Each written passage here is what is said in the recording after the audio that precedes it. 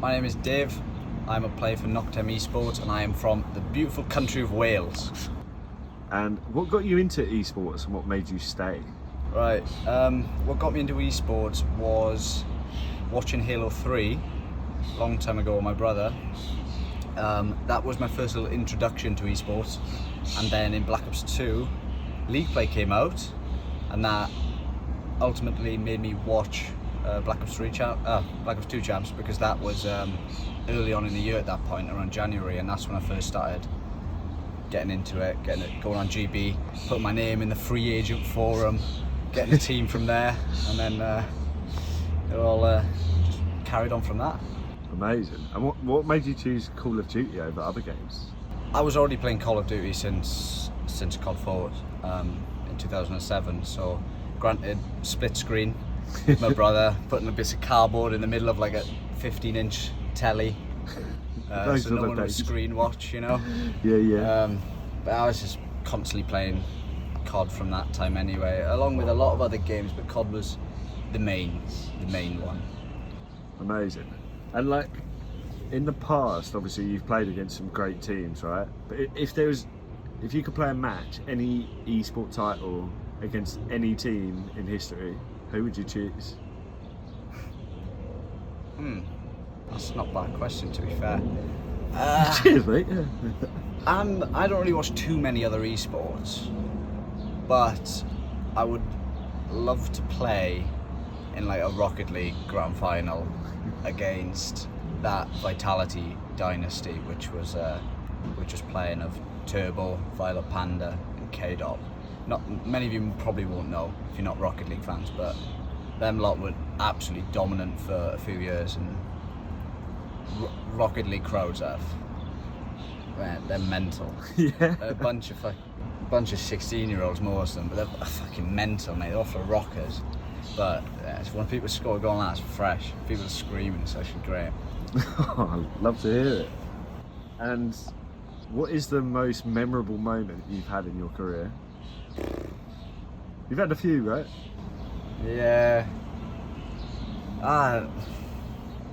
Memorable moment. I don't know. It's hard to choose which achievement I find better, because I've placed top 3 at Anaheim, 4th at Champs, but then it's not the same. It's a great feeling doing that because of the money that comes with it, but then when I won my first EU event against Splice in the final, who just won stage 1 of the league, like that felt better than getting better placings, if that makes sense. Like a harder placing. Yeah. You know. So I'd probably have to go with my first event win on, was it CWL Birmingham on IW. Just because the fashion was winning 2 best of 5s in the final, 3-0, 3-0, it was kind of dominant. Felt unreal. So I think I'd go with that one. You always remember your first, though. Yeah. And how do you stay focused and manage stress during high-stake tournaments? I'm not a very stressy person, never have been. Maybe I used to get a bit nervous around the start. The first few years of competing against the bigger teams, just get nervous, but it wouldn't bother me. I used to thrive off being nervous. It used to make me feel good. Like I'd be a bit nervy going into the game, and then we'd win 3-0. I'm like, sweet, mate. You know, it's like having that underdog feel. You know, thinking like, these are good. It makes it a bit sweeter once you're over the line. But after competing for so many years, I'm so used to. I know exactly what it feels like to win and how to deal with it. I know exactly how it feels like to lose and deal with it. I've lost so many times. I just know what to do, so I can get over losses fast.